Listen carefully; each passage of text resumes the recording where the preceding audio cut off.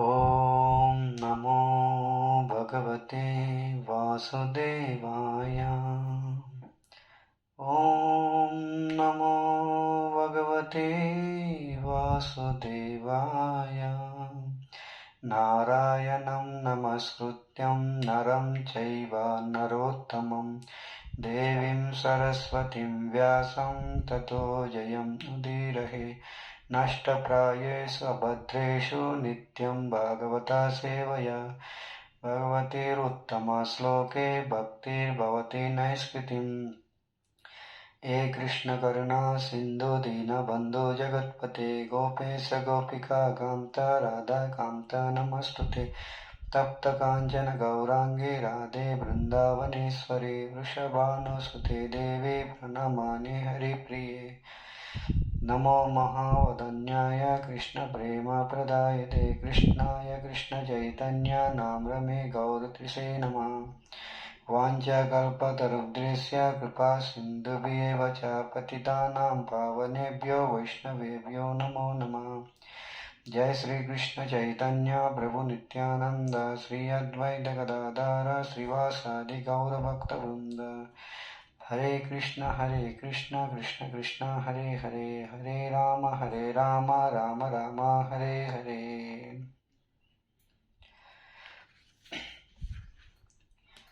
వైష్ణవులందరికీ నా హృదయపూర్వక ప్రణామాలు. హరే కృష్ణ.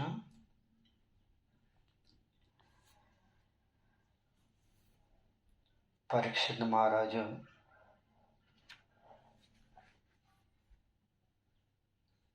జీవితంలో 2 సార్లు విపత్తు వస్తుందన్నమాట. పరీక్షిత్ మహారాజు జీవితంలో 2 సార్లు విపత్తు వస్తుంది. మొదటిసారి తల్లి గర్భంలో ఉన్నప్పుడు విపత్తు వస్తుంది. తల్లి గర్భంలో ఉన్నప్పుడు విపత్తు వచ్చినప్పుడు విష్ణు కోసం ప్రార్థన చేశాడనమాట. అప్పుడు ఆ విష్ణు కృష్ణుడు వచ్చి పరీక్షిత్ మహారాజుని రక్షించి పునః ఒక్కసారి అవకాశం ఇచ్చారనమాట. 1 లైఫ్ టైం పరీక్షిత్ మహారాజ్కి ఒక జీవితం పునః ఇవ్వడం జరిగింది. అదే రెండోసారి విపత్తు వచ్చినప్పుడు కృష్ణుడి యొక్క శరణాగతి పొందలే. శ్రీమద్ భాగవతం శరణాగతి పొందాడనమాట. శ్రీమద్ భాగవతం శరణాగతి పొందిన తర్వాత ఆయన గోలోక ప్రాప్తి అంటే వైకుంఠ ప్రాప్తి జరిగిందనమాట. ఇది భాగవతం యొక్క శరణాగతి యొక్క మహిమ.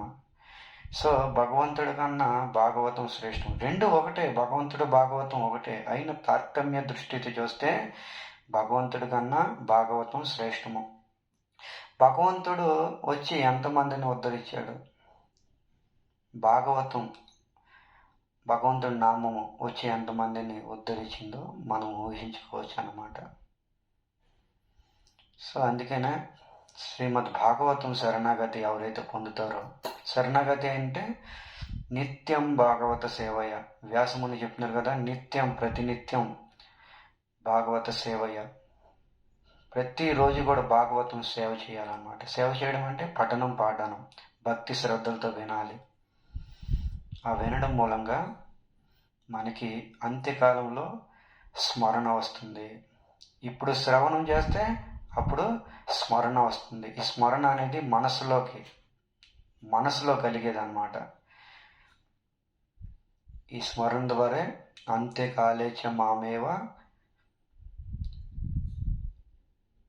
అంత్యకాలేచ మామేవ కృష్ణుడు ఏదైతే చెప్పాడో, ఎవరైతే అంత్యకాలంలో మామేచ నా యొక్క నామం ఎవరైతే కీర్తిస్తారో వాళ్ళు నా దగ్గరికి వస్తారు. స్వరం ముక్త్వా కలే వరం. అంత్యకాలేచ మామేవ స్వరం ముక్త్వా కలేవరం. ఎవరైతే నన్ను స్మరిస్తారో కలేవరం వదిలిన తర్వాత, ఈ శరీరం వదిలిన తర్వాత నా దగ్గరికి రావడం జరుగుతుంది అని చెప్పారనమాట. అందుకనే భగవంతుడి కన్నా శ్రేష్టం భాగవతం విని ఎంతోమంది ఉద్ధరించారనమాట.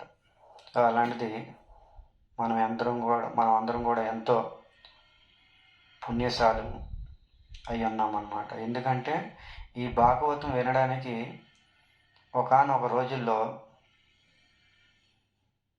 అడవికి వెళ్ళేవారు అనమాట. అందరూ కూడా అడవికి వెళ్ళి భాగవతం పాఠనం చేసేవారు. కానీ స్వామి శ్రీల ప్రభుపాదుల వారి యొక్క కృప మూలంగా ఈ భాగవతం అనేది మన ఇంటికి వచ్చింది.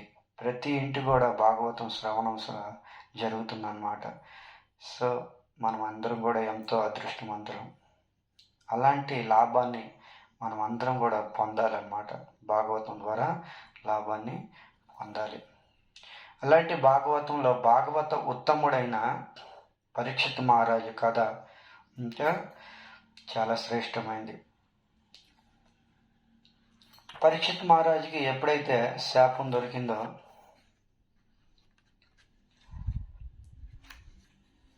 ఆయన చింతించలేదన్నమాట. ఎటువంటి చింతించలేదు, ఎటువంటి కలత చెందలేదన్నమాట. ఆయన మనసులో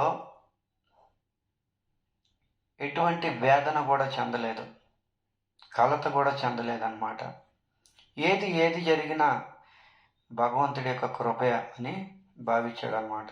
మంచి జరిగినా చెడు జరిగినా అది భగవంతుడి యొక్క వరప్రసాదంగా భావించాడు అన్నమాట. ఈ విధంగా పరీక్షిత్ మహారాజు ఆ ముని మెడలో పాము వేసిన తర్వాత వెళ్ళిపోయిన తర్వాత ఆయన ఆలోచన ఎంత అద్భుతంగా ఉంటుందో మనం ఊహించుకోవచ్చు. పరీక్షిత్ మహారాజు విచారణ.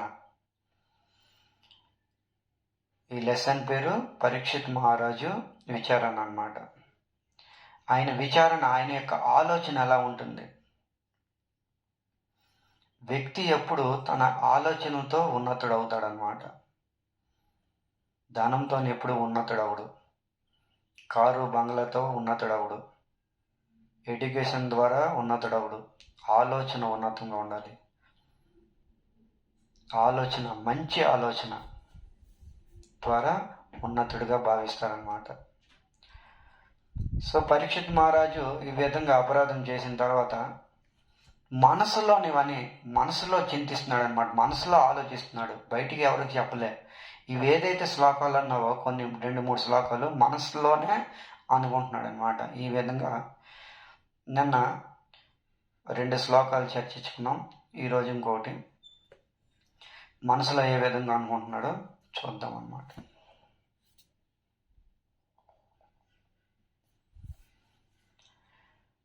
ధ్రువం తతో మే కృతదేవ హేళనా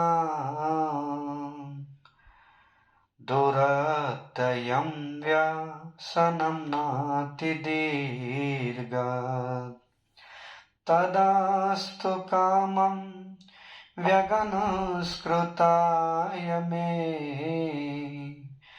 యదా న కుర్యం పునరేవమాద. పరీక్షిత్ మహారాజు ఈ విధంగా ఆలోచిస్తున్నాడు అనమాట. ధ్రువం తతో మే కృత దేవ హేళన. నాకు ఖచ్చితంగా, ధ్రువం నిశ్చితంగా, తతో మే కృత దేవ హేళన, నేను ఒక దేవత సమానమైన ఒక ఋషిని అపరాధం చేశాను. నాకు ఖచ్చితంగా దురత్తయ, పెద్ద కష్టం రావాలి, చిన్న చిటికి కాదు, చాలా పెద్ద విపత్తు రావాలి అని కోరుకుంటున్నాడు. చూడండి ఎంత ఉన్నత భావన. తప్పు ఏమీ చేయలే, అయినా సరే నేను తప్పు చేశానని భావించి ఈ విధంగా కోరుకుంటున్నాడు. మనము తప్పు చేస్తాము, నేనే తప్పు చేయలేదని మన యొక్క స్టేట్మెంట్. పరీక్షిత్ మహారాజ్ ఎక్కడ, మనం ఎక్కడ? దురత్తయ్య వ్యసనం నాతి దీర్ఘాత్. ఎక్కువ ఆలస్యం కాకూడదు. ఆలస్యం అవుతే నా మతి మారిపోతుంది, నా బుద్ధి మారిపోవచ్చు, నా మనసు మారిపోవచ్చు. అందుకనే నాతి దీర్ఘాత్, ఎక్కువ సమయం వద్దు, ఇప్పుడే, వెంటనే, ఈ క్షణమే. దురత్తయ వ్యసనం. వ్యసనం అంటే దుఃఖము, దురత్తయ అంటే పెద్ద దుఃఖం రావాలి. లేటు కూడా వద్దు, ఎటువంటి ఆలస్యం వద్దు. ఎందుకు? ఇలాంటి తప్పు మళ్ళా నేను చేయకూడదు. అని పరీక్షిత్ మహారాజు తన హృదయంలో భావిస్తూ అనుకుంటున్నాడు అనమాట. ఎవరితో చెప్పట్లేదు ఇవి, తన హృదయంలో ఆలోచన, విచారణ ఎంత అద్భుతంగా ఉందో చూడండి. సరే, అపరాధం అయితే అయిపోయింది. మరి పరీక్షిత్ మహారాజు ఏం చేయాలనుకుంటున్నాడు? ఈరోజు అపరాధం జరిగిపోయింది, మరి ఏం దండన కావాలని కోరుకుంటున్నాడు? అప్పుడు సూత గోస్వామి చెప్తున్నాడు అనమాట. చూడండి, చాలా పెద్ద దండన కోరుకుంటున్నాడు. చిన్న చిటికి దండన కాదు, చాలా పెద్ద దండన. నా భవిష్యత్తులో, నా భూతం, నా భవిష్యత్తు, ఇలాంటి దండన ఎవరు కోరుకోలే. పరీక్షిత్ మహారాజు మహాభాగవత ఉత్తముడు, శుద్ధ భక్తుడు. భగవంతుడి యొక్క విశేష కృప ఉంది వాళ్ళ పట్ల. ఎంత అద్భుతమైన దండన కోరుకుంటున్నాడు చూడండి, ఎంత పెద్ద దండన. అద్వైవ రాజ్యం బలమృద్దకోశం ప్రకోపిత బ్రహ్మకులనాలమే దహాత్వ్యభద్రస్య పునర్వమే భూత్ పాపీయ సిద్ధి ద్విజదేవగోభ్య పాపీయసి ద్విజగోపగోభ్య.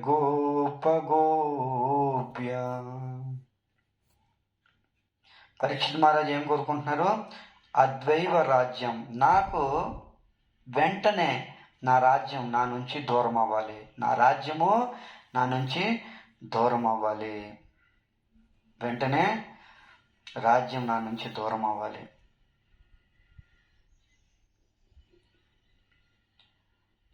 అద్వైవ రాజ్యం. పరీక్షతో వెంటనే రాజ్యం దూరం అవ్వాలి. ఎందుకంటే నేను ఒక బ్రాహ్మణుడికి అపరాధం చేశాను. బ్రాహ్మణుడికి నేను ఒక అపరాధం చేశాను, వెంటనే ఈ రాజ్యం నా నుంచి దూరం అవ్వాలి. రాజ్యమే కాదు, బలం. బలం అంటే ఫోర్స్ అంటే సైన్యం కూడా నా నుంచి దూరం అవ్వాలి, నా నుంచి దూరం అయిపోవాలి. చూడండి ఎంత పెద్ద దండన కోరుకుంటున్నాడు. రాజుకు కావాల్సింది ధనం కావాలి, రాజ్యం కావాలి, సైన్యం కావాలి, ఇవన్నీ దూరం కావాలని కోరుకుంటున్నాడు. అద్వైవ రాజ్యం, నా నుంచి వెంటనే, నాతి దీర్ఘ, ఆలస్యం వద్దు, నా నుంచి వెంటనే రాజ్యం పోవాలి ముందు. తర్వాత బలం, బలవృద్ధ. బలం అంటే ఫోర్స్ అంటే సైన్యం ఉన్నదనుకోండి, సైన్యాన్ని అడ్డం పెట్టుకొని రాజ్యం మళ్ళా జయించవచ్చు, అంటే సంపాదించుకోవచ్చు. అందుకనే రాజ్యంతో పాటు సైన్యం కూడా పోవాలి. తర్వాత కోసం అంటే సంపద, ధనము. ఈ ధనం కూడా పోవాలి. రాజ్యము పోయింది, సైన్యం పోయింది. సంపద ఉంటే సంపదను బట్టి సైన్యాన్ని కొనవచ్చు, సైన్యాన్ని బట్టి మళ్ళా రాజ్యం గెలవచ్చు. అందుకనే సంపద పోవాలి, సైన్యము పోవాలి, రాజ్యము పోవాలి. చూడండి ఎంత అద్భుతంగా చెప్తున్నారు. అద్వైవ రాజ్యం బలమృద్దకోశం ప్రకోపిత బ్రహ్మకులనాలో మే.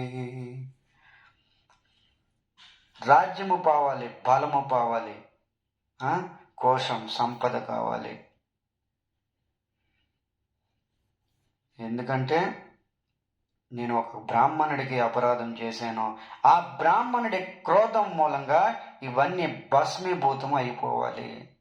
ఆ బ్రాహ్మణుడు కోపం మూలంగా ఇవన్నీ కూడా భస్మీభూతం అయిపోవాలి.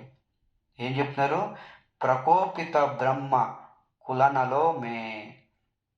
ప్రకోపిత బ్రహ్మ కులనాలో మే. ప్రకోపిత బ్రహ్మ కులనాలో మే. ఆ బ్రాహ్మణుడి యొక్క క్రోధంతో ఇవన్నీ భస్మీభూతం అయిపోవాలి.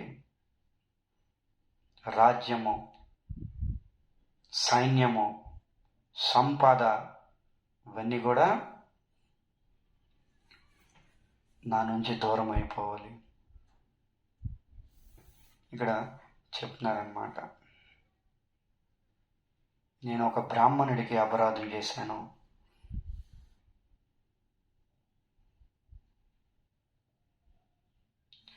పాపి అసిది ద్విజ దేవ గోప్య. తర్వాత ఏం చెప్తున్నారు, పాపి అసి ద్విజ దేవ గోప్య. 3 రకాలుగా నేను అపరాధం ఎప్పుడు జీవితంలో చేయకూడదు. ఏంటిది అది?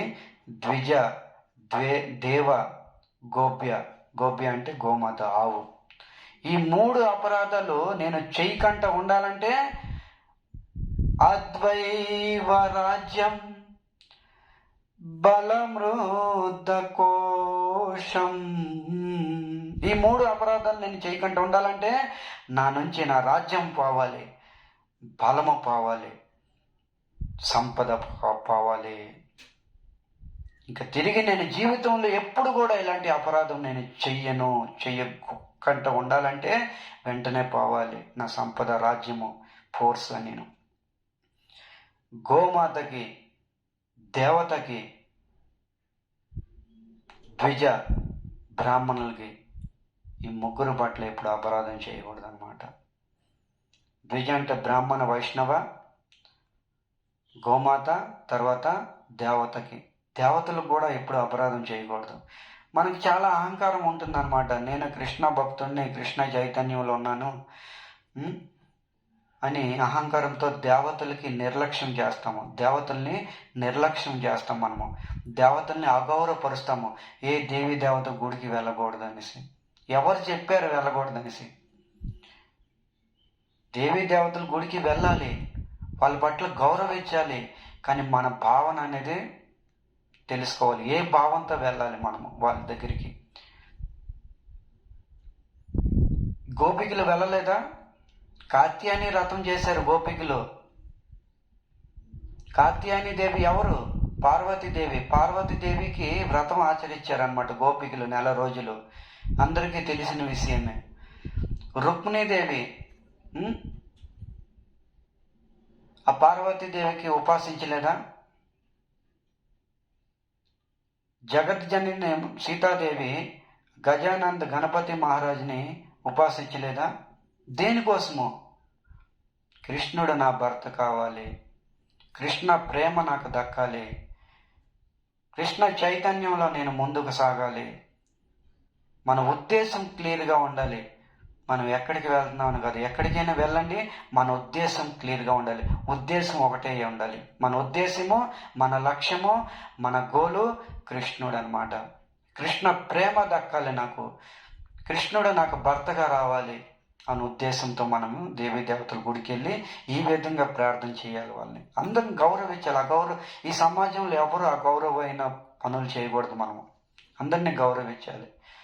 దేవీ దేవతల్ని, మానవుల్ని, అందరు. నేను ఎందుకు? వాళ్ళ హృదయంలో కూడా భగవంతుడు ఉన్నాడు. వాళ్ళ హృదయంలో కూడా భగవంతుడు విరాజుడై అన్నాడు. భగవంతుడికే లేదు ద్వేషము. సమోహం సర్వభూతేషు. అన్ని భూతాల్ని, అన్ని జీవుల్ని కూడా భగవంతుడు సమానంగా చూస్తున్నాడు. మరి మనకెందుకు ద్వేషము? మనకెందుకు అహంకారం? నేను కృష్ణ భక్తుడిని. ఏంటి మనం కృష్ణ భక్తులు? గోపికల కన్నా మనం ఏమైనా శ్రేష్ఠ భక్తులమా? శ్రీ చైతన్య మహాప్రభు కన్నా మనం శ్రేష్ఠ భక్తులమా? మన ఉద్దేశం క్లియర్గా ఉండాలన్నమాట. మనం ఒక గుడికి, దేవీ దేవతల గుడికి వెళ్తే ఏమని ప్రార్థన చేయాలి? కృష్ణ చైతన్యం రావాలి, కృష్ణ భక్తి రావాలి, కృష్ణుడే నాకు భర్తగా రావాలి. నేను మనం ఈ విధంగా ప్రార్థన చేయాలన్నమాట. ఇలాంటి అపరాధం చేయకు. గోమాత ప్రణామాలు చేయాలి. మందిరానికి వెళ్ళినప్పుడు గో ప్రదక్షిణ, గో ప్రణామాలు. ఎందుకంటే గోమాత మనకి తల్లి అన్నమాట. మనకి 7 తల్లిలో ఒక తల్లి గోమాత. ఒక జీవి, శిశువు, ఒక పిల్లవాడు, ఒక శిశువు తన తల్లి యొక్క పాలు 2-3 సంవత్సరాలే తాగుతాడు. తర్వాత మానేస్తాడు. కానీ గోమాత మన బతికున్నంత వరకు ఆమె యొక్క పాలు మనం తాగి ఈ శరీరాన్ని నిలబెడతాము. పోషణ జరుగుతుంది, శక్తినిస్తుంది ఆ పాలు ద్వారా. అందుకనే గోమాత మనకి తల్లి. గో ఉపనిషత్తే ఉంది, 108 ఉపనిషత్తుల్లో గో ఉపనిషత్తు ఉందన్నమాట. అలాంటి గోమాత కూడా నిర్లక్ష్యం చేయకూడదు, ఆదరించాలి, ప్రణామాలు చేయాలి, ప్రదక్షిణ చేయాలి. మందిరాలకు వెళ్తాము, ముందు గో ప్రదక్షిణ చేయాలి, గో ప్రణామాలు చేయాలి, తర్వాత మందిరం శ్యామ్ సుందర్, రాధా శ్యామ్ సుందర్. ఎందుకంటే కృష్ణుడు గోశాలలోనే ఉంటాడనమాట. ఎక్కువ గోవులంటే అతి ప్రాణం అన్నమాట కృష్ణుడికి. ఎవరు ఎక్కువ ఇష్టము? బ్రాహ్మణ గోవు. నమో బ్రాహ్మణ్య దేవాయ గో బ్రాహ్మణ హితాయ చ. వాళ్ళ యొక్క హితం కొరకే భగవంతుడు వస్తూ ఉంటాడనమాట. అలాంటి గోవిందుడిని నమో నమ. అలాంటి గోమాతల్ని ప్రేమించేవాడు గోవిందుడు. మనం ఎందుకు ప్రేమించకూడదు బ్రాహ్మణుల్ని, గోవుల్ని? బ్రాహ్మణ నింద కూడా మంచిది కాదు. సమాజంలో బ్రాహ్మణులు ఉన్నారు చాలామంది. నేను ఎన్నోసార్లు విన్నాను, వీళ్ళు బ్రాహ్మణులే కానీ బ్రాహ్మణు యొక్క కర్తవ్యము సరిగా చేయట్లేదని. వాళ్ళ కర్తవ్యము చేస్తున్నారో చేయట్లేదో మనకు అనవసరం. మనం వాళ్ళ పట్ల రెస్పెక్ట్ ఇవ్వాలన్నమాట. మర్యాదగా ప్రవర్తించేటట్టుగా మనం నడుచుకోవాలి. అమర్యాదగా మనం ఉండకూడదు వాళ్ళ పట్ల.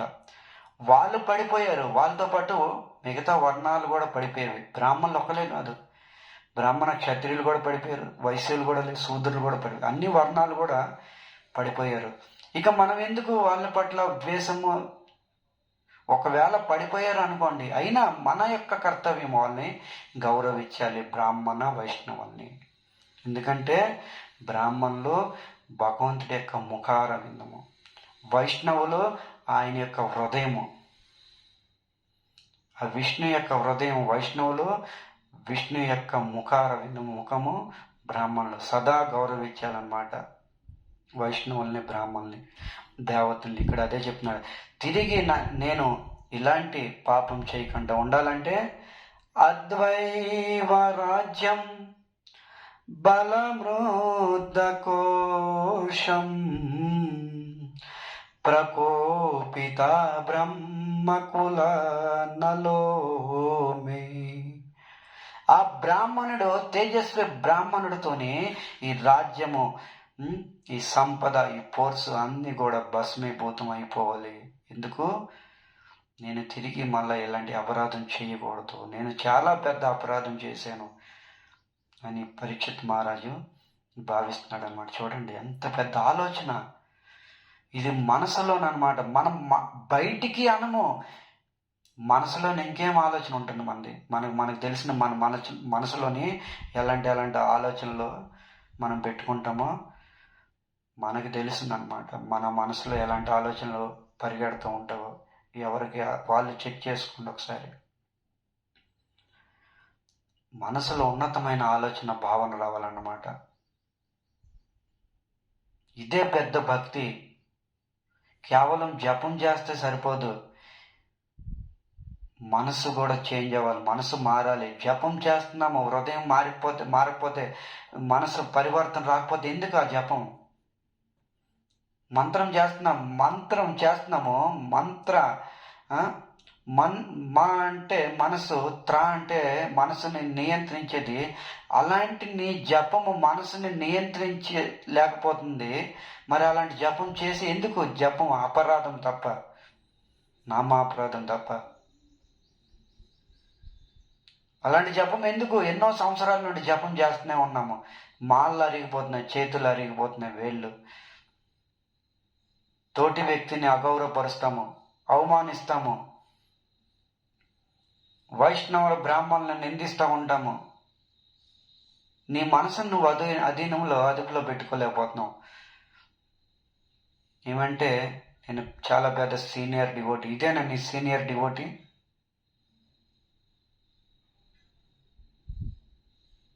సీనియర్ డివోటీ అంటే ఎన్నో సంవత్సరాలు వచ్చి చెప్పుకోవడం కాదు, మనస్సుని నిగ్రహించుకోవాలి.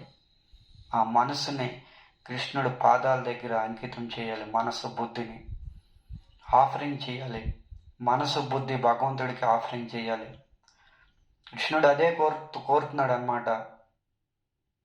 ఈ మనసు బుద్ధి నాకు ఇంకేమీ వద్దు. ఇంకా మన దగ్గర ఏముంది మనం ఇవ్వడానికి ఆయనకి? మన దగ్గర కేవలము మన మనసే ఉంది ఆయనకి ఇవ్వడానికి. ఎందుకంటే ఈ మనసు అనేది మనసొత్తు అనమాట. ఇదే 4 రూపాయలు డొనేషన్ చేశాము, నేను పెద్ద డొనేషన్ చేశానని గర్వితులు అవుతూ ఉంటారు. ఆ ధనము కూడా భగవంతుడు ఇచ్చిందే, పొలము కూడా భగవంతుడు ఇచ్చిందే, ఉద్యోగం కూడా భగవంతుడు ఇచ్చిందే, సమస్త ఐశ్వర్యము, పోస్ట్ పొజిషన్ అన్నీ భగవంతుడు ఇచ్చిందే. మనదేమీ లేదు, మనది ఒకటే ఉంది ఇక్కడ, మనసు. ఆ మనసే కృష్ణుడు అడుగుతున్నాడు అనమాట. ఆ మనసే కృష్ణుడికి అర్పించాలంటే సమస్తం నుంచి తృష్ణలు అవ్వాలి, అన్ని వికార భావం నుంచి ముక్తులు అవ్వాలి.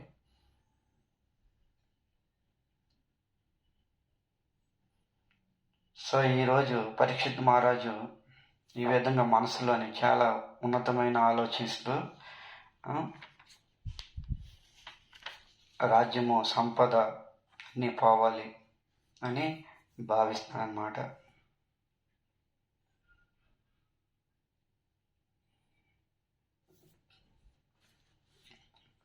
ఇంకా ఈ విషయం పరీక్షిత్ మహారాజుకి తెలియదు అనమాట. ఆయనకి శాపం దొరికినట్టుగా శ్రమిక ఋషి కుమారుడు శృంగి శాపం ఇచ్చినట్టుగా 7 రోజుల్లో మరణిస్తామని ఈ వార్త ఇంకా తెలియదు అనమాట ఆయనకి.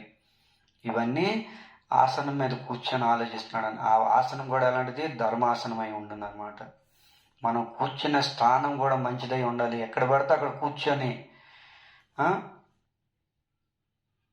కూర్చోకూడదు. స్థానం యొక్క ప్రభావం ఉంటుంది. స్థానం ప్రభావం నా బలం ప్రభావం. స్థానం ప్రభావం నా బలం ప్రభావం. స్థాన బలం చాలా ఇంపార్టెంట్. అందుకనే కదా వ్యాసముని కురుక్షేత్ర యుద్ధ భూమికి ముందు స్థానం యొక్క ప్రభావం చెప్పారు. ధర్మక్షేత్రే కురుక్షేత్రే. ధర్మక్షేత్రం ఎలాంటిది? కురుక్షేత్రం ఎలాంటిది? ధర్మక్షేత్రము, స్థాన ప్రభావము. కురుక్షేత్ర భూమి ఎలాంటిది? ధర్మక్షేత్రము, ధర్మభూమి అది. అలాగే భాగవతంలో కూడా స్థాన ప్రభావము. నైమిషే నిమిషే క్షేత్రే సత్రాయ సర్గాయ లోకాయ సహస్ర సమమాస. నైమిషే నిమిషే క్షేత్రే. నైమిషారణ్యము యొక్క క్షేత్రం కోసము సూత గోస్వామి చెప్పడం జరిగింది. అలాగే రామాయణంలో కూడా స్థాన ప్రభావం చెప్పారనమాట.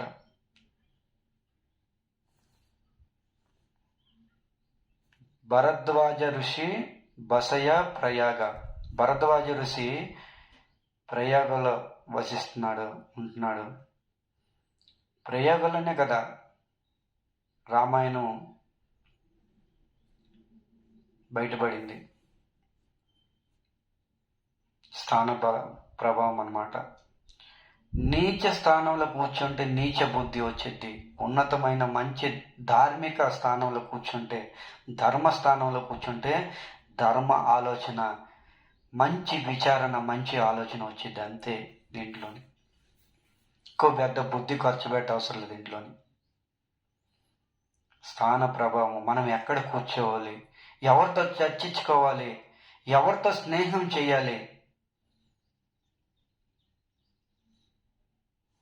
ఇవన్నీ మనం తెలుసుకోవాలన్నమాట. ప్రతి ఒక్కటి కూడా భాగవతం మనకి శిక్షణ ఇస్తుంది. అందుకనే మా గురువు మహారాజ్ ఎప్పుడు చెప్తూ ఉంటారనమాట, భాగవతం అనేది ఒక మిర్రర్ లాంటిది. మనం చెక్ చేసుకోవాలి, మనం ఎలా ఉన్నామో, మన జీవిత పరివర్తన, మన నడవడిక ఎలా ఉంది. ప్రతిరోజు కూడా నిత్యం భాగవతం సేవ చేస్తూ మనం చెక్ చేసుకోవాలన్నమాట థెరోమీటర్తో. సో ఈ విధంగా పరీక్షిత్ మహారాజు ఉన్నతమైన ఆసనం మీద కూర్చొని, ధర్మాసనం మీద కూర్చొని ఇవన్నీ ఆలోచిస్తున్నాడు. ఇంతలోని గౌరముఖ ముని వచ్చాడనమాట. పంపించాడు కదా శ్రమిక ఋషి, వెళ్ళి వెంటనే పరీక్షిత్ మహారాజు చెప్పు, 7 రోజుల్లో నీకు తక్షకుడు నాగు ద్వారా నీకు మరణం వస్తుంది, ఏమైనా బ్రతకాలంటే మార్గం చూసుకో. పరీక్షిత్ మహారాజు సమర్థుడు, ఆయనకి శక్తి సమర్థత అంతా ఉంది. పరీక్షిత్ మహారాజు తక్షకుడు నాగు ఆయనకి ఏమీ కాదు, ఆయన యొక్క కాటు ఏమీ కాదు. అలాగే శ్రమిక ఋషి శాపం ఆయనకి ఏమీ కాదు. శ్రమిక ఋషి శాపం తిరస్కరించగలడు అన్నమాట. అయినా అలా చేయలేదు. ఆ శాపము వరంగా భావించాడనమాట. అంత శక్తి సమర్థతుడు అనమాట పరీక్షిత్ మహారాజు. తలుచుకుంటే ఈ శాపం కూడా ఆయనకి ఏమీ చేయదన్నమాట. అరే, విష్ణు యొక్క కృపతోనే తల్లి గర్భం నుంచి బయటకు వచ్చాడనమాట. అలాంటి విష్ణుతోనే రక్షింపబడిన పరీక్షిత్ మహారాజు ఈ శాపం ఏమైంది? ఎలాంటి ఎన్ని శాపాలైనా ఆయనకి ఏమీ కాదనమాట. విష్ణురాత్. గౌరముని వెళ్ళి పరీక్షిత్ మహారాజు చెప్పాడు, రాజన్, నీకు తక్షకుడి ద్వారా 7 రోజుల తర్వాత నీకు మరణం వస్తుంది అని శృంగి ఋషి శాపం పెట్టాడు. ఈ విధంగా మీరు ఏదైనా బ్రతకాలంటే మార్గం ఆలోచించుకోండి అని చెప్పి వెళ్ళిపోయాడు అన్నమాట. అయినా వెళ్ళిపోయాడు. వెళ్ళిపోయిన తర్వాత పరీక్షిత్ మహారాజు ఈ వార్త విన్నాక ఆయనకి ఎలా ఉంది? మీకు ఎవరైనా ఒక వార్త చెప్పారనుకోండి, చావు వార్త కాదు, నిన్ను పలానా వ్యక్తి తిట్టాడు అనగానే మీ యొక్క రూపం స్వభావం ఏ విధంగా ఏ యాంగిల్లో మారుతుందో మనకు తెలిసినమాట. వెంటనే ఆ వ్యక్తి మీదకి వెళ్తామన్నమాట. ఆ వ్యక్తి యొక్క అంతు చూస్తాను, నన్ను తిట్టాడా, వెంటనే పగ తీర్చుకోవడానికి వెళ్తాము. నేను జస్ట్ తిట్టిన మాట చెప్పాను, అక్కడ చంపబడింది, చనిపోతాడు అని చెప్పి వెళ్ళిపోయాడు ఆయన. నువ్వు 7 రోజులు చనిపోతావు, ఇక చనిపోయే విషయం వస్తే ఇంకా మనం ఆగం.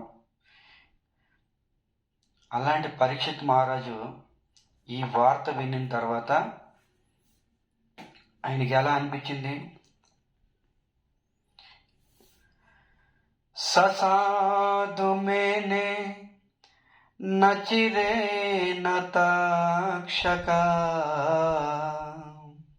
ససాధు మేనే నచిరే నతక్షక, నలం ప్రసక్తస్య విరక్తి కారణం, నలం ప్రతక్ష విరక్తి కారణం. ఆహా, ఎంత అద్భుతంగా చెప్తున్నారు చూడండి పరీక్షిత్ మహారాజు. ఎప్పుడైతే ఆ వార్త విన్నాడో పరీక్షిత్ మహారాజుకి ససాధు మేనే, సాధు చాలా శుభవార్తగా భావించాడు. చూడండి, మృత్యువు ఆయనకి ఒక శుభవార్తగా భావించాడు అన్నమాట.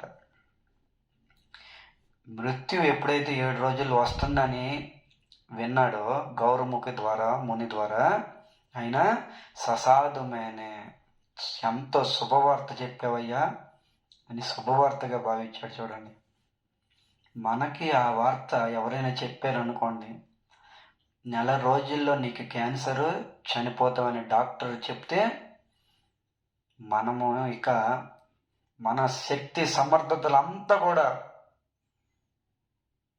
ఉపయోగిస్తాము బ్రతకడానికి. ఏమండి డాక్టర్ గారు, ఎంత ధనం ఖర్చు అయినా పర్వాలేదండి, నేను బ్రతకాలి, ఇల్లు అమ్మేస్తాను, పొలం అమ్మేస్తాను,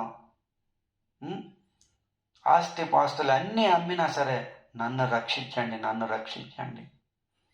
బ్రతకడానికి, మనం బయటపడడానికి, చావు నుంచి బయటపడడానికి మనం శక్తిని ఉపయోగిస్తాము. కానీ పరీక్షిత్ మహారాజు అలా చేయలేదన్నమాట. పరీక్షిత్ మహారాజు ఎప్పుడైతే ఆ మాట విన్నాడో ససాధుమేనే, ఎంత శుభవార్తగా భావించాడు. ఇది ఉన్నత ఆలోచన అన్నమాట. ఏదో జరిగింది, తెలుసో తెలియకో పరీక్షిత్ మహారాజు అపరాధం చేశాడు. తిరిగి ఆ సాధువు దగ్గరికి వెళ్ళి క్షమాపణ అడగొచ్చు. ఏ మహాత్మా నన్ను క్షమించు, తెలుసో తెలియక ఏదో చేశాననిసి. అయినా తప్పు చేయలేదు, శాస్త్రమే చెప్తుంది. అయినా వెళ్ళి అడగొచ్చు. ఎందుకు వెళ్ళి అడగలేదు? వెళ్ళి అడిగితే ఆ ఋషిని ధర్మ సంకటములో పడేసినట్టు అవుతుంది. ఒకవేళ వెళ్ళి క్షమాభిక్షణ అడిగాడు అనుకోండి, శ్రమిక ఋషి ధర్మ సంకటంలో చిక్కుంటాడు అనమాట. అరే నేను ఇప్పుడు ఏం చెయ్యాలి? పరీక్షిత్ మహారాజ్ జీవనం ఇవ్వాలా, మృత్యుదండన ఇవ్వాలా? మృత్యుదండన ఆల్రెడీ ఉంది, ఇక జీవనం ఇవ్వలేను, ధర్మ సంకటన పడతాడు. అందుకనే పరీక్షిత్ మహారాజు ఆలోచించి ఆ ముని దగ్గరికి వెళ్ళలేదన్నమాట. ఏది జరిగినా ఈ శాపం కాదు, ఇది నా జీవితం పట్ల ఒక వరదానము, ఇది నా జీవితంలో ఒక వరము అని భావించాడు. ససాధం అని, అందుకనే ఒక శుభవార్తగా భావించాడు అనమాట. ఇది శాపం కాదు, భగవంతుడి ద్వారా ఇది ఒక వరము. ససాధు మేనే నచిరే నతక్షక నలం ప్రతక్ష విరక్తి కారణం, నలం ప్రతక్ష విరక్తి కారణం. ఏదైనా సరే నా జీవితంలో చాలా మంచి జరిగింది, ఒక మేలే జరిగింది. ఎందుకు? ఈ సంపద, ఈ ధనము, ఈ పోర్సు ద్వారా నేను వీటిల్లోని తగులుకొని ఉన్నానన్నమాట. భౌతిక భోగాల్లో విలాసుడై ఉన్నాను. అందుకనే నాకు విరక్తి రావడానికి నలం ప్రత్యక్ష విరక్తి కారణం. నా విరక్తికి కారణము శాపము. ఇది శాపం కాదు, నాకు వరదానము.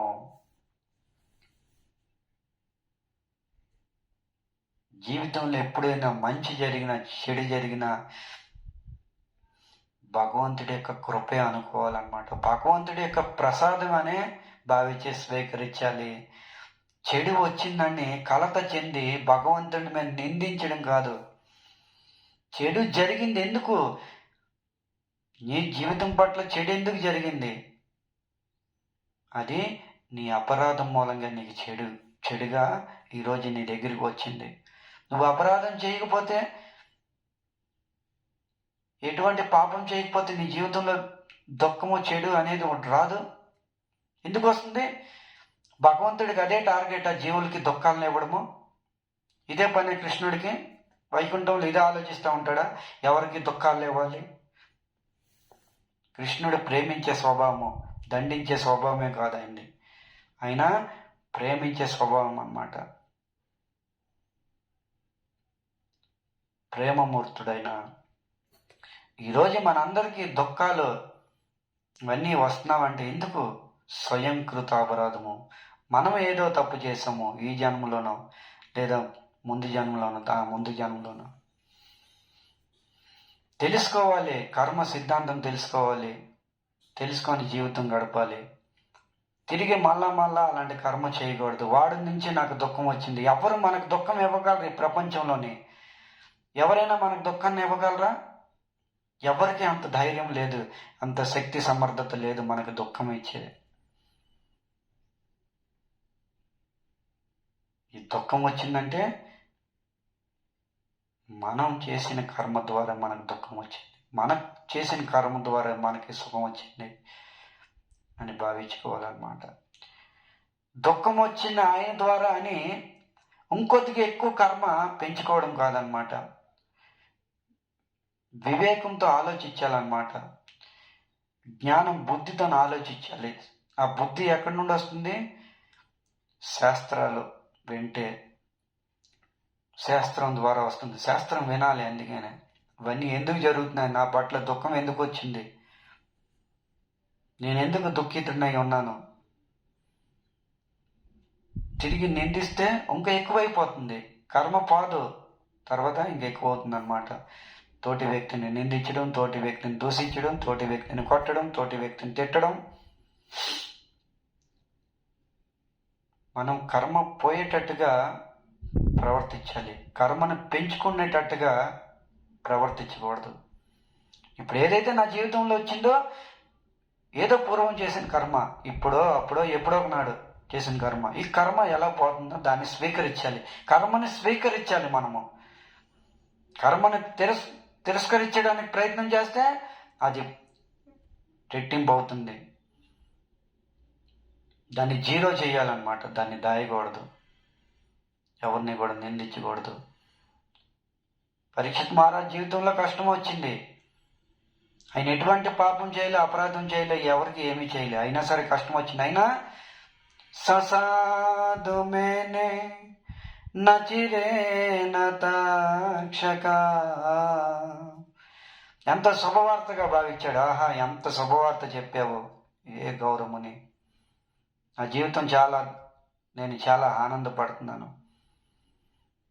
నలం ప్రత్యక్ష విరక్తి కారణం, నాకు విరక్తికి కారణము ఈ శాపమే. నాకు రావాలి, శాపం రాకపోతే నేను విరక్తి చెందలేను. రాజు ఎప్పుడు విరక్తి చెందలేడు. ఎందుకు? భోగ విలాసలో మగ్నుడై ఉంటాడనమాట. రాజు సంపద, దేశం పట్ల ఆకర్షణ, ధనం పట్ల ఆకర్షణ, నాకు ఇంత సైన్యం ఉందని ఆకర్షణ.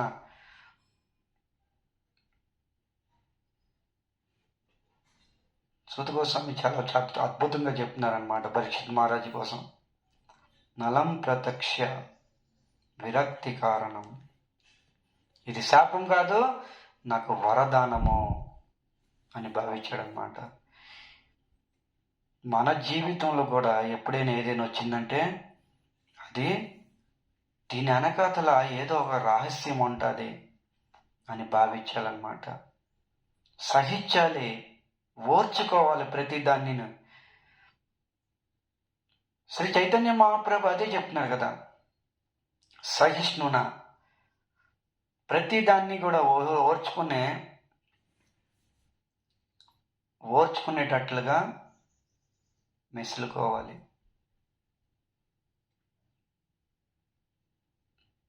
త్రినాదాపి సునీచైన తరోరివ సహిష్ణున, సహనశీలత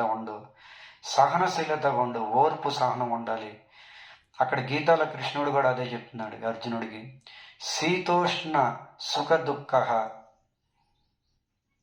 శీతాకాలం, వర్షాకాలం, ఎండాకాలం అన్నింటినీ ఓర్చుకోవాలి, దుఃఖాల్ని. ఏ అర్జున, అన్నిటినీ ఓర్చుకోవాలి, దేన్ని కూడా నిందించకూడదు. అమ్మ, ఎండలేంటి ఇంత విపరీతంగా ఉన్నవి? ఎండలు నీకోసమే ఉందా? దాని యొక్క ప్రభావము, ప్రకృతి యొక్క ధర్మము. చలి నీకోసమే వస్తుందా? వర్షం నీకోసమే వస్తుందా? ఇవే తెలిసి తెలియక వాచా దోషం అన్నమాట. ప్రకృతిని దూషిస్తాము. ఇవే కర్మలుగా తయారవుతాయి మనకి. ఈ కర్మే దుఃఖానికి కారణమవుతుంది.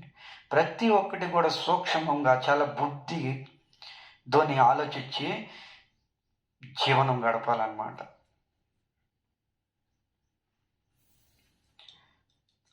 సో ఈ విధంగా పరీక్షిత్ మహారాజు నాకు వరదానము, శాపం కాదు వరదానం అని భావించాడు అనమాట. అహల్యకి గౌతమ ముని శాపం ఇవ్వకపోతే అహల్య ఎన్ని జన్మలెత్తినా శ్రీరామచంద్రుడి యొక్క పాదము ఆమెకి దక్కేదే కాదు అన్నమాట. ఎన్ని జన్మలెత్తినా దక్కదు. మరి గౌతమ ముని ఆమెకి శాపం ఇచ్చాడా, వరం ఇచ్చాడా? ఆలోచించుకోండి. అహల్య కాసేపు అనుకోవచ్చు, అరే నాకు ఎలాంటి భర్త, నా భర్త ఎలాంటి వాడు, చిన్న తప్పుకి, అది కూడా నేను తెలిసి చేయలేదు, నాకు ఇంత పెద్ద దండన శిలగా మారిపోవాలని శాపం ఇచ్చాడు. గౌతముడికి తెలిసిందనమాట, నేను ఇచ్చే శాపము రాబోయే కాలంలో ఆ దేవాది దేవుడు శ్రీరామచంద్రుడు నా భార్య అహల్యని ఉద్ధరిస్తాడు. ఈ రామపాదమే తాకి శిలగా ఉన్న అహల్యగా మారుతుంది. గౌతముడికి తెలిసిందనమాట.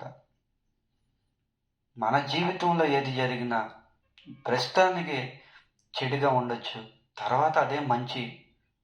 మనం ఈ విధంగా శుభము మంచి, ప్రతి చెడ్డ పనిలో కూడా మంచిని వెతకడమే సర్వశ్రేష్టమైన గుణము.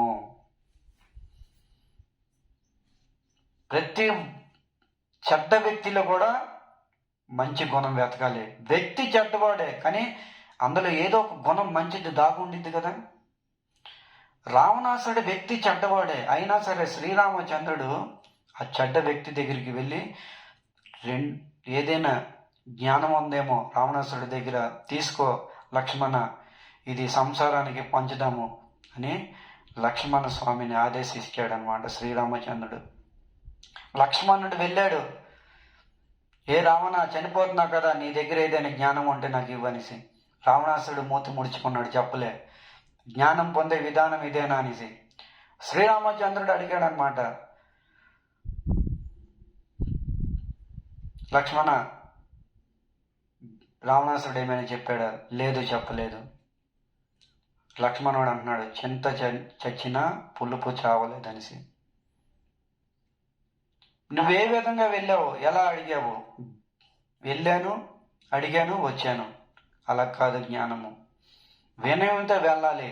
తద్విధి ప్రణిపాతేన పరిప్రశ్న సేవయ ఉపదేశంతిది జ్ఞానం జ్ఞానిన తత్వదర్శిన. పరిప్రశ్నతోని సేవించాలి, వినయంగా వెళ్ళాలి, అడగాలి, అప్పుడు ఉపదేశిస్తారు వాళ్ళు. శ్రీరామచంద్రుడు వెళ్ళి ఆచరించి చూపించాడనమాట. శ్రీరామచంద్రుడు వెళ్ళి రావణాసుడి దగ్గరికి వెళ్ళి, హే రావణ, ఏ లంకాపతి లంకేశ్వర రావణ, నీ జీవితంలో ఏదైతే నేర్చుకున్న సత్యాలు, ఏవైతే ధర్మ మార్గం ఏవైతే ఉన్నావో అవి ఇస్తే లోకానికి పంచుతానని అడిగాడనమాట. ఏ ప్రభు, జీవితంలో నేను చాలా నేర్చుకున్నాను, అవన్నీ చెప్పడానికి సమయం లేదు, కానీ 2 విషయాలు చెప్తానమాట. నేను అనుకున్నాను అనమాట, ఈ సముద్రం అంతా ఉప్పు నీరు, దీన్ని మంచి నీరుగా చేస్తాను అనేసి. కానీ ఇంకొకసారి కూడా అనుకున్నాను, జీవితం చాలా ఉందలే, ఇంకొకసారి చేద్దామనేసి. అదే వాయిదా వేయకుండా వెంటనే ఆ పని చేస్తే ఇంతమంది ప్రజల యొక్క ఆశీర్వాదం నాకు దక్కేది. ఈరోజు నిస్సహాయుడిగా యుద్ధ భూమిలో మరణించేవాడిని కాదు అనేసి, అజేయుడిగా ఉండేవాడిని అనేసి.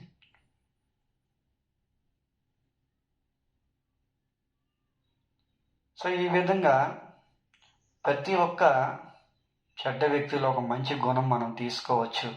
దాని మనకి ఉదాహరణ అన్నమాట. ప్రపంచం చెడ్డది, ప్రపంచంలో ఉన్నోళ్ళు చెడ్డది అని భావించకూడదు. మన బుర్రలో ఉన్న విచారం చెడ్డది, ముందు అది మనం భావించుకోవాలి. మన ఇంటికి ఒక 1/2 కేజీ ద్రాక్ష పళ్ళు తెచ్చామనుకోండి, మీకు ఉదాహరణ చెప్తున్నాను. మన ఇంటికి ఒక 1/2 కిలో ద్రాక్ష పళ్ళు తెచ్చాము. 1/2 కిలో ద్రాక్ష పళ్ళలో 1, 2, 3 పులుపుగా వచ్చినంత మాత్రాన అన్ని ద్రాక్ష పళ్ళు పులుపుగా ఉంటావని అనుకోకూడదు ఎప్పుడును. మనం చూసే దృష్టి విధానం వేరే ఉండాలి, మన చూపు విధానం బాగుండాలి, మన ఆలోచన బాగుండాలి, మనం మాట్లాడే సంభాషణ బాగుండాలి. లోకం అంతా పచ్చగా కనిపిస్తుంది. లేదంటే పచ్చకామెరలోడికి లోకం అంతా పచ్చగా కనిపిస్తుంది. వాడ స్వయంగా దుష్టుడు, దుర్యోధనుడు స్వయంగా దుష్టుడు, లోకమంతా మంచి దుష్టుల్లాగే కనిపిస్తారనమాట. మన భావన అలా ఉండకూడదన్నమాట. పరీక్షిత్ మహారాజ్ జీవితంలో ఇప్పుడు శాపం వచ్చింది, అయినా సరే ఏమి విచారం చెందలే, చింత చెందలే. ఏది జరిగినా మంచే. నా జీవితం మంచే జరిగింది. ఇది శాపం కాదు, వరం. ససాధు మేనే నచిరే నతక్షక నలం ప్రతక్ష విరక్తి కారణం. నేను విరక్తి చెందడానికి ఇది మంచి మార్గం, శాపము అని పరీక్షిత్ మహారాజు ఈ విధంగా భావించాడనమాట. ఒక వ్యక్తికి కావాల్సింది మంచి ఆలోచన, ఉన్నతమైన విచారణ, ఉన్నతమైన ఆలోచన. చూడండి, ఈ ఉన్నతమైన ఆలోచనతోనే ఉన్నత స్థానానికి వెళ్తాము. ఉన్నత స్థానం ఏంటిది? వైకుంఠధామం. నీచమైన ఆలోచనకి నీచంగా వెళ్ళిపోతాం కిందకి. ఎక్కడికి? అధోలోకానికి వెళ్ళిపోతాం.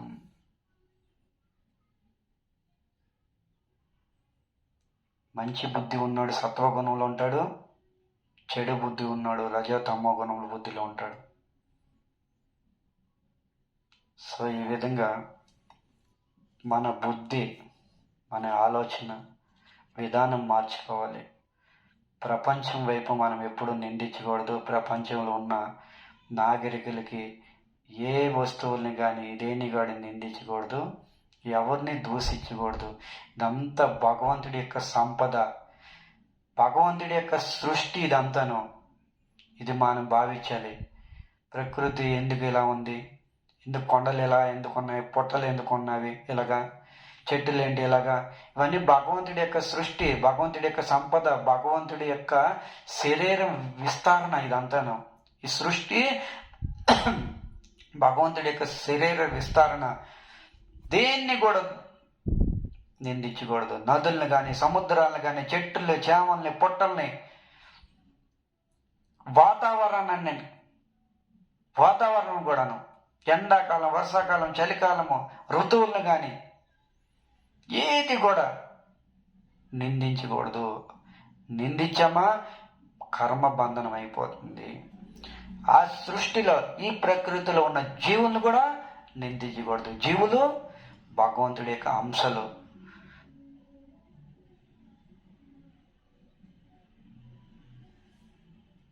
జీవులు భగవంతుడి యొక్క అంశాలు అన్నమాట. జీవులు అంటే అందరమును, మనం అందరమును, మానవులే కాదు, సమస్త జీవులు కూడా, క్రిమి కీటకాలు అన్నీను, 84 లక్షలు ఏవైతే వస్తావో. కృష్ణుడు చెప్తున్నాడు, మమే వంశ జీవలోకే జీవభూత సనాతన.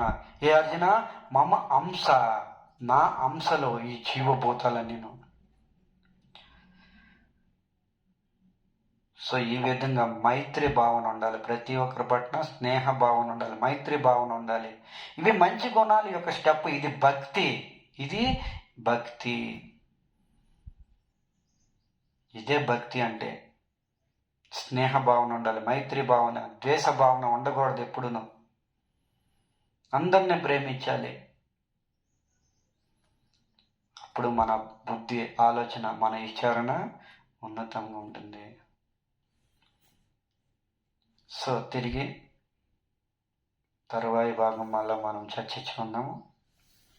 అంతవరకు విరామం. హరే కృష్ణ.